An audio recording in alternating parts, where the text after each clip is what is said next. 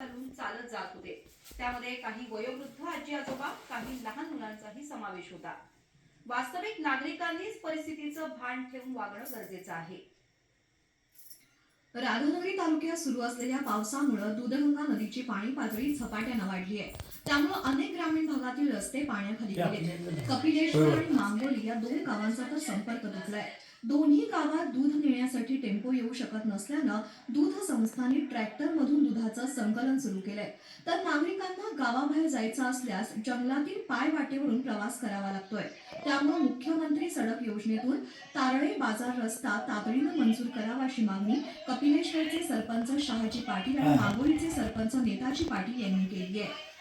गेले जवळजवळ 80 वर्षे हा पुराचा प्रश्न फार मोठा मांगोली आणि कपिलेश्वर या गावासाठी गंभीर आहे।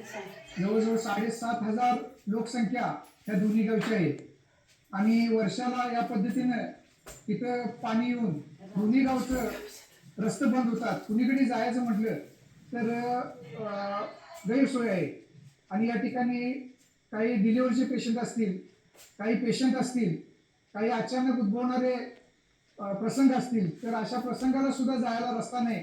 आम्ही सातत्यानं ताळेमार्ग व्हावा या पद्धतीने आम्ही मागणी केली, पण त्याची सुद्धा अजून शासनाकडे पूर्तता झाली नाही।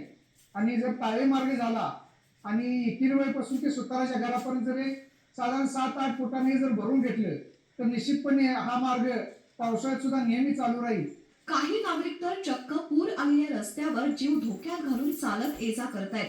चक्क 4 ते 5 फूट पाण्यातून चालणारे वृद्ध नागरिक बघणाऱ्याच्या छातीतही धस्स होतं। प्रशासनानं धोका लक्षात घेऊन पाणी आलेला रस्ता बंद केलाय, पण काही नागरिक पाण्यातूनच जीव घेऊन प्रवास करतायत। सरकारच्या